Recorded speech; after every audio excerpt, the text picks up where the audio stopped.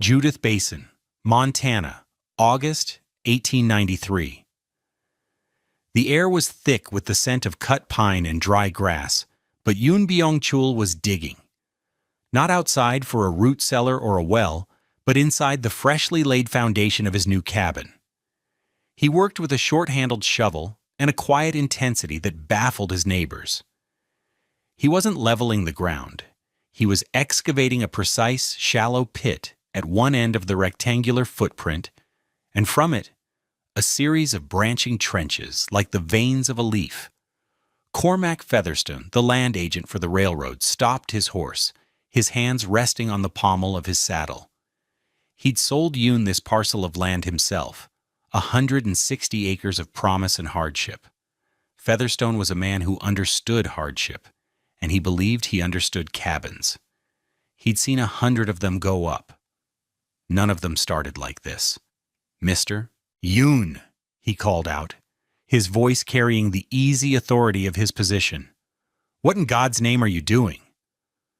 Yoon Byung-chul straightened up, wiping a line of sweat from his brow with the back of his forearm. He was a man of 40, with the compact, powerful build of someone who had spent a lifetime working with stone. He gestured to the pit. "Fire," he said, his English careful and deliberate. Jedediah Potts, a farmer whose land bordered Yoon's, leaned against a stack of lodgepole pines, a piece of straw working in the corner of his mouth. "Fire? You're putting the fire under the house? That's the damnedest thing I've ever seen. You'll burn yourself out before the first snow." Yoon simply shook his head and picked up his shovel again. The sound of metal scraping against Montana soil resumed. Featherstone dismounted, his boots kicking up dust. He was not a man given to idle mockery. His concern was professional. "Listen to me, Yoon. A fire needs air. It needs a chimney to draw. A buried fire is a smoldering fire. It makes smoke, not heat. Worse, it's a barn hazard. You get embers in the subfloor, the whole structure will go up like a torch while you're sleeping. It's foolish, and it's dangerous." He pointed a finger at the trench. "The county will condemn it." Silas Grange, a rancher with a face like tanned leather, spat. "The man's crazy. Come all the way from China or wherever to dig a hole and set his own house on fire." "Korea," Yoon said, without looking up from his work. He did not elaborate. He did not argue. He just kept digging. The neighbors watched for a while longer, shaking their heads and muttering amongst themselves, before drifting back to their own sensible, above-ground preparations, for the winter everyone knew was coming. The mockery was quiet but certain. This outsider, with his strange ideas, was building his own coffin.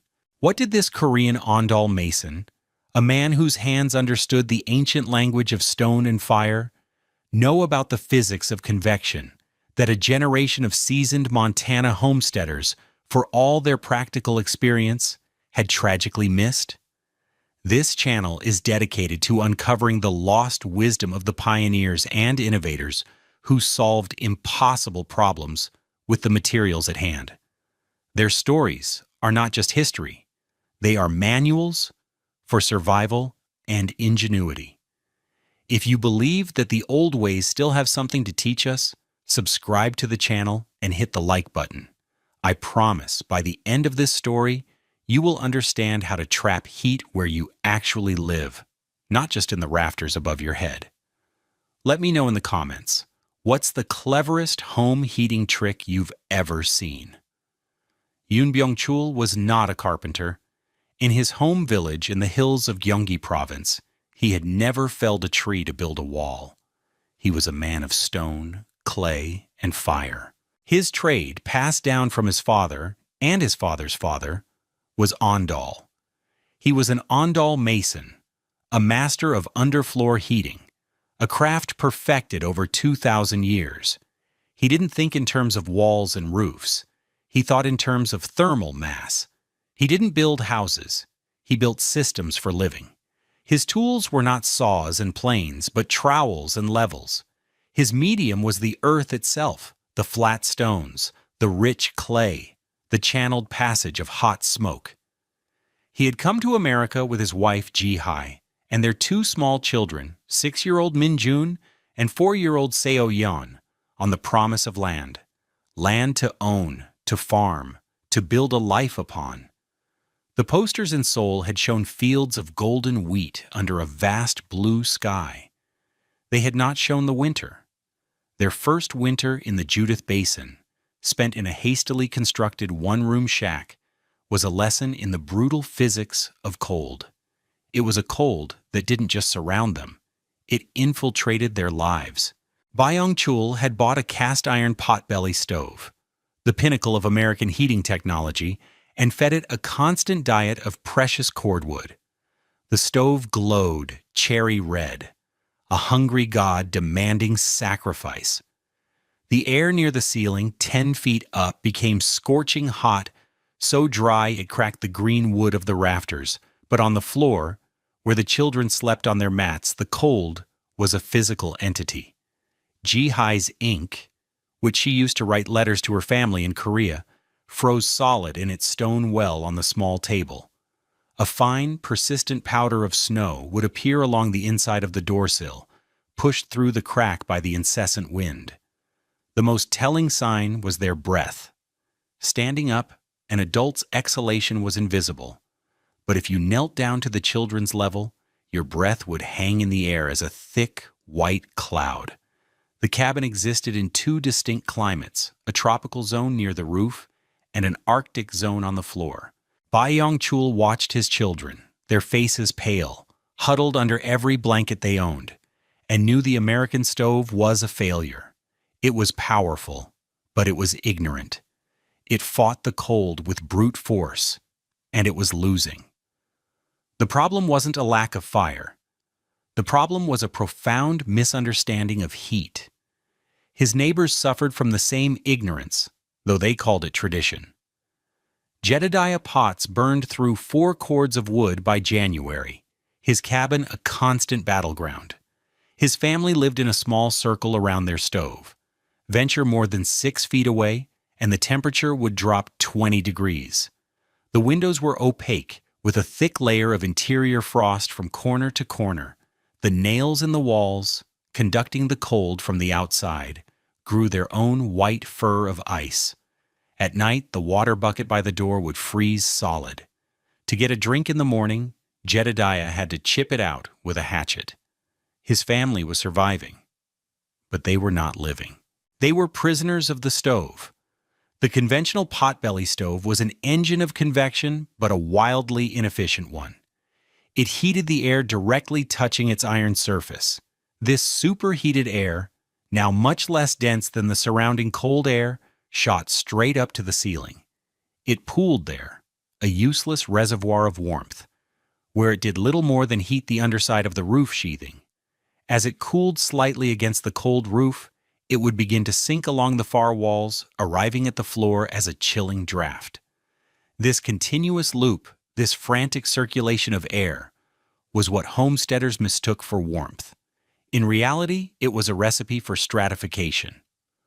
A thermometer at ceiling height in Silas Grange's cabin might read 85 degrees Fahrenheit.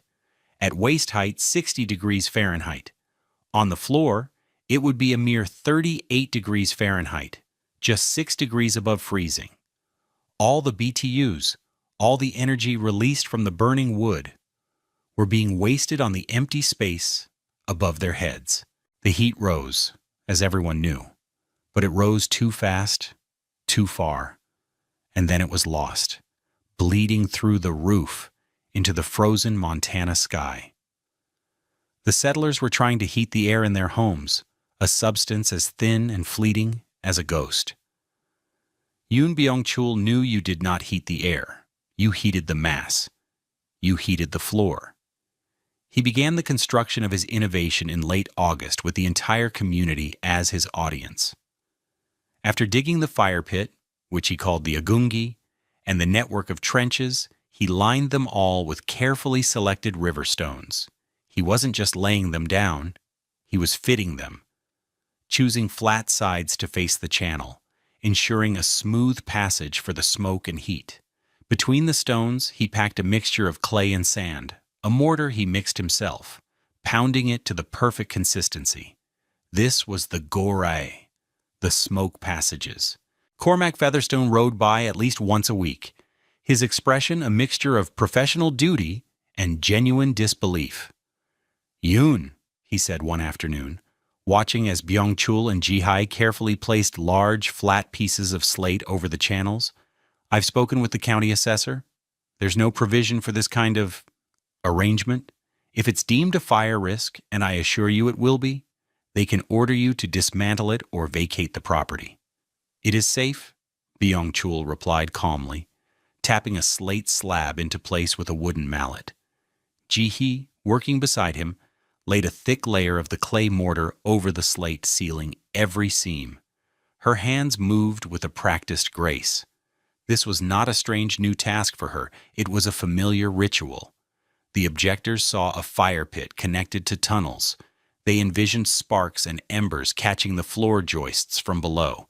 They could not see the genius of the design. The fire in the agungi would be small and intensely hot, designed for rapid combustion that consumed the fuel, leaving minimal smoke. The hot exhaust gases and smoke would be drawn through the stone-lined gorai.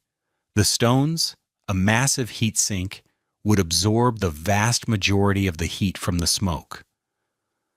By the time the exhaust reached the chimney at the far end of the cabin, it would be cool enough that you could hold your hand over the opening. The heat wasn't escaping up a chimney. It was being captured and stored in the hundreds of pounds of stone and clay directly beneath the living space. Above this sealed stone and clay labyrinth, he laid his floor joists, and then the plank floor itself. To an observer, the final cabin looked almost normal, save for two oddities. At one exterior wall, there was a low, stone-lined opening, the mouth of the agungi. At the opposite wall, a short, simple chimney of stacked stone and clay rose only about 4 feet high. There was no tall, black stovepipe piercing the roof. "Where's your stovepipe?" Jedediah Potts asked, walking a circle around the finished structure in late October. "Smoke's got to go somewhere." "It does," Byung-chul said, pointing to the low chimney. Potts laughed. "That thing won't draw worth a damn. You'll fill the place with smoke in 5 minutes." He shook his head and walked away. The mockery lasted through the autumn. The validation would last a lifetime. The science behind Yoon Byung-chul's Ondol system was both ancient and elegantly simple. It treated the entire floor of the cabin as a single, massive, low-temperature radiator. The American potbelly stove was a point source heater. It created a single, intensely hot object in the middle of a room and relied on the movement of air, convection, to distribute that heat. But as the settlers experienced every winter, this method was deeply flawed. Let's talk numbers. A typical potbelly stove, burning pine, might have a surface temperature of 600 degrees Fahrenheit. The air touching it is heated to several hundred degrees and immediately rockets toward the ceiling. This creates a powerful convective loop. The problem is that human beings don't live at the ceiling. They live on the floor. For the occupants to feel warm, they have to overheat the top half of the room to a ridiculous degree, just so the sinking, cooling air is still lukewarm by the time it reaches them. This process might waste 60% or more of the fuel's energy heating uninhabited space and the roof structure itself. Byung-chul's system worked on a different principle: thermal mass and radiant heat. The fire in the agungi was not for heating the room directly. It was for charging the thermal battery beneath the floor. A small hot fire burned for 2 to 3 hours. The hot gases, perhaps 800 degrees Fahrenheit at the firebox, would travel through the stone-lined gorai. The stones and the thick layer of clay would absorb this heat energy slowly and efficiently. The total mass of this subfloor system was over 2 tons. It was a massive heat sponge. Once the fire was out, the sponge would begin to release its stored energy. It did this not primarily through convection, but through radiation and conduction. The heat conducted directly through the clay and the wooden planks, warming the floor surface itself. A properly charged ondol floor would stabilize at a gentle, consistent temperature of around 80 to 85 degrees Fahrenheit. This warmth then radiated upwards, warming every object and person in the lower half of the room directly. The result was a complete inversion of the standard cabin's temperature profile. In Byung-chul's home, the warmest part of the room was the floor. The air temperature at waist height might be a comfortable 68 degrees Fahrenheit. At the ceiling, it could be as low as 55 degrees Fahrenheit. This was not a failure. It was the pinnacle of efficiency. Not a single BTU was wasted heating the rafters. The heat was concentrated in the living zone, from the floor to a height of about 6 feet. It created an envelope of stable, silent, radiant warmth. It was the difference between standing next to a bonfire and lying on a sun-warmed rock. One is aggressive and fleeting, the other is deep and lasting. Furthermore, because the floor itself was warm, the perpetual chilling drafts that plagued conventional cabins were eliminated. There was no cold floor to cool the air and send it cascading downwards. The air inside the cabin was calm, stable, and evenly heated. The first snows came in November, dusting the brown plains with white. By mid-December, the Judith Basin was locked in the grip of winter. Then, in the first week of January 1894, the true test arrived. A mass of Arctic air, a polar vortex, descended from Canada and settled over Montana. The newspapers would later call it the Great Arctic Plunge.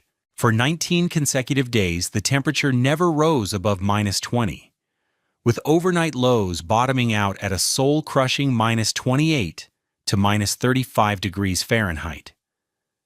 It was a cold that broke things. It broke axles on wagons. It broke the spirits of men. And it broke the tenuous hold that conventional heating had on the cabins of the homesteaders. At the Potts homestead, the family abandoned all but one room.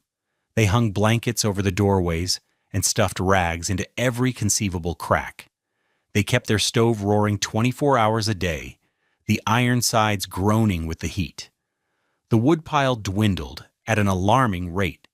The children slept in their coats and hats, their faces raw from the dry, superheated air near the stove and their backs chilled by the drafts from the walls. Silas Grange lost 7 head of cattle. They were found in the morning, standing in the field, frozen solid. His own cabin was an ice house. He and his wife spent their days wrapped in buffalo robes, their movements sluggish. Their world shrunk to the few feet of warmth offered by their fireplace. The simple act of cooking a meal was an ordeal.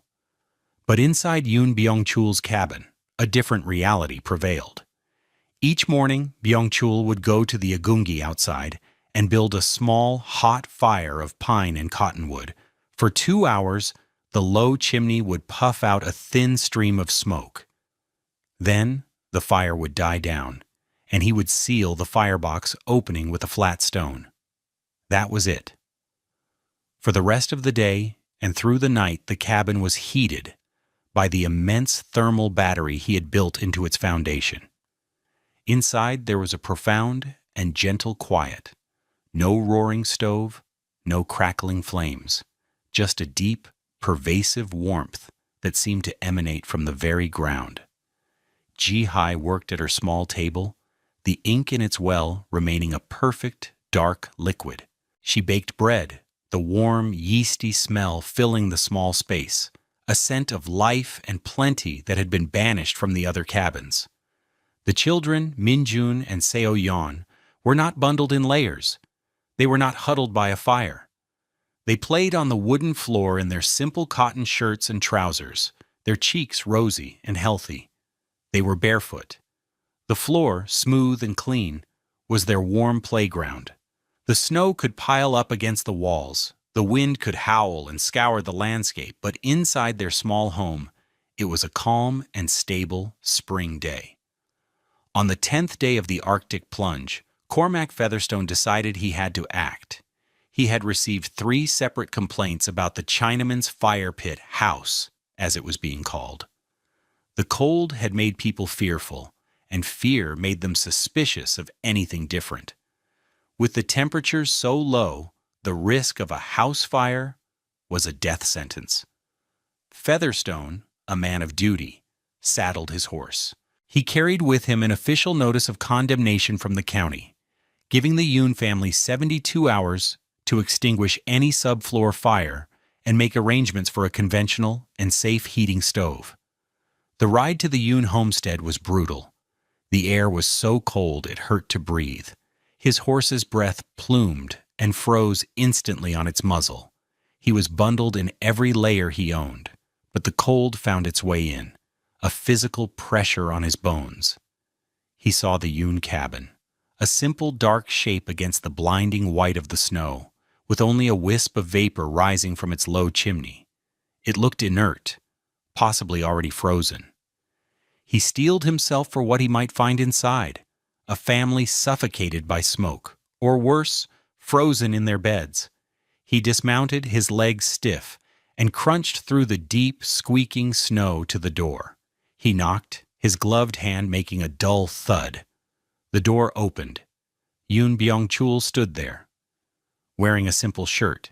Behind him, Featherstone could see the interior of the cabin, bathed in a soft, even light. He was not hit by a blast of hot, dry air, the kind that scalds your lungs when you enter an overheated room.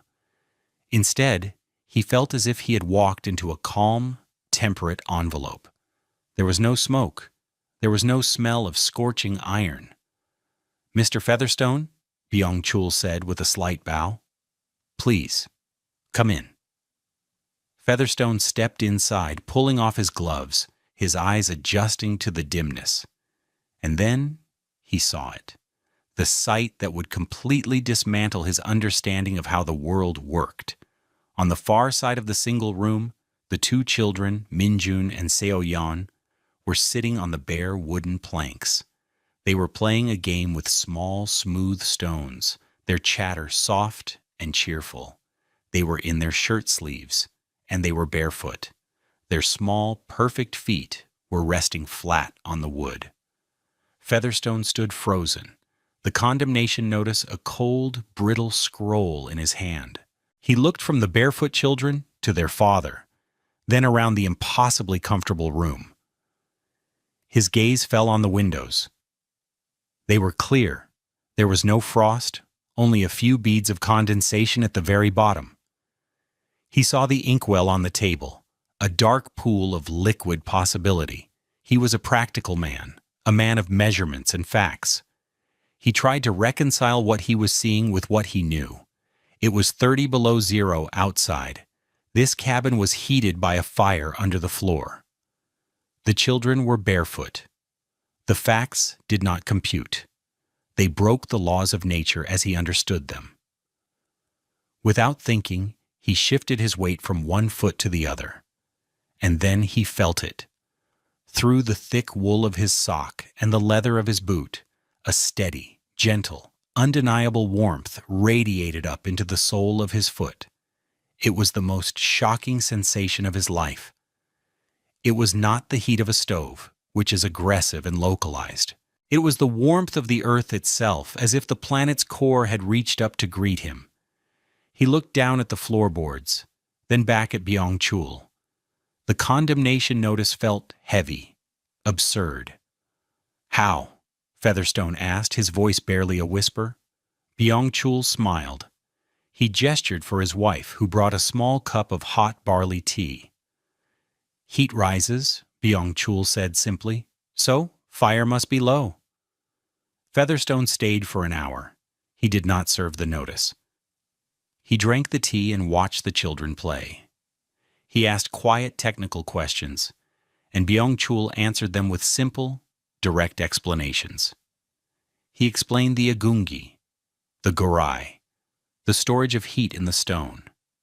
He spoke of slow release, of radiant warmth, of fuel efficiency.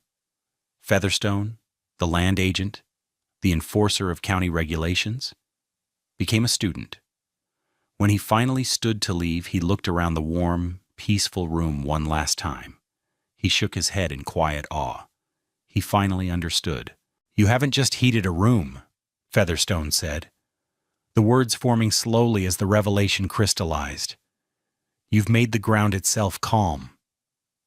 He left the condemnation notice on the table, unused. He rode back to town not as an official, but as a convert. Cormac Featherstone did not bury his report in a file cabinet. He wrote a detailed, 4-page account of his visit to the Yoon homestead.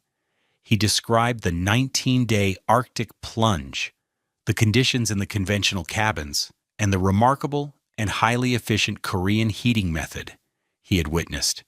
He included a diagram drawn from memory and Byung-chul's descriptions, showing the firebox, the subfloor flues, and the low chimney. He focused on the two most astonishing facts: the minimal fuel consumption, a single small fire per day, and the resulting high temperature of the floor and low temperature of the ceiling. He titled his report, "A Proposal for Rational Winter Habitation." He submitted it not to the county assessor, but to the editor of the Judith Basin Homesteaders Circular, a small weekly pamphlet of farming advice and local news. The editor, a man who had spent the last 2 weeks fighting a losing battle with his own office stove, read it again, and published the entire report on the front page. The story spread like a fire in dry grass. It was practical, it was tested, and it offered a solution to the single greatest threat to life on the plains. The story was picked up by the Fergus County Argus, then 2 other regional papers. By the spring of 1894, Yoon Byung-chul was no longer the crazy Chinaman. He was Mr. Yoon, the man who understood winter. That spring, Jedediah Potts appeared at his door, hat in hand, and asked if Mr. Yoon could show him how to dig the trenches. Silas Grange followed a week later. Byung-chul, a man generous with his knowledge, shared everything he knew. He showed them how to select the stones, how to mix the clay, how to build the flue network to ensure a perfect draw. He did not ask for payment. He understood that a neighbor's survival was his own. By the fall of 1895, more than 24 cabins in the Judith Basin had been retrofitted with a modified Yoon floor, as it came to be known. Fuel consumption across the valley dropped by an estimated 60%. The winters were no less brutal, but the lives of the people were fundamentally changed. The principles that Yoon Byung-chul brought to the Montana frontier were ancient, but they were also futuristic.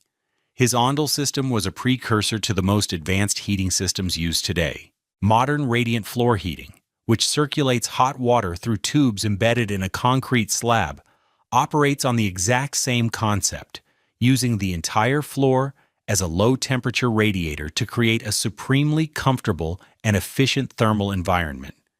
He understood, a century before it became a buzzword in building science, the importance of thermal mass for storing and stabilizing energy. His simple structure of stone, clay, and wood anticipated the core tenets of passive solar design and energy-efficient construction. He was not just a builder. He was an intuitive thermal engineer. In the end, the story of Yoon Byung-chul is a quiet lesson in the nature of wisdom. His neighbors were not foolish men. They were skilled, hard-working, and courageous, but their knowledge was trapped by convention. They saw a fire as a thing in a box, a discrete object that lived inside a room. Their entire approach to heating was about adding a hot object to a cold space. Their guiding principle was simple: heat rises. They saw the proof every time they lit their stoves as the warmest air rushed to the ceiling. But they missed the second half of the equation. Yoon Byung-chul, heir to 1,000 years of accumulated knowledge, understood the full axiom: heat rises. Therefore, the wise man puts the fire where its rising means something. He put the source of heat at the lowest possible point, embedding it in the very foundation of the home. He allowed the heat to rise, but he made it do so slowly, gently, through the entire surface of the floor upon which life was lived. He didn't try to heat the air. He made the home itself warm. It is a profound shift in thinking, a reminder that the most revolutionary solutions are often not found in new technologies, but in a deeper understanding of the timeless laws of the universe. Thank you for joining us for this story of frontier ingenuity. If you found this exploration of historical engineering valuable, please consider subscribing to our channel and liking this video. It helps us to continue bringing these forgotten stories to light. And as a final thought, let us know in the comments, what piece of modern technology do you think we are using in a fundamentally inefficient way?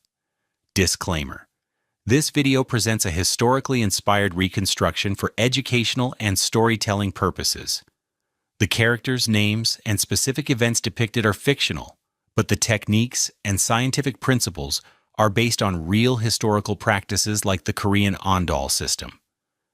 The application of any building or heating technique today should be done in accordance with modern building codes, safety standards, and regulations. This content does not constitute professional, technical, or legal advice.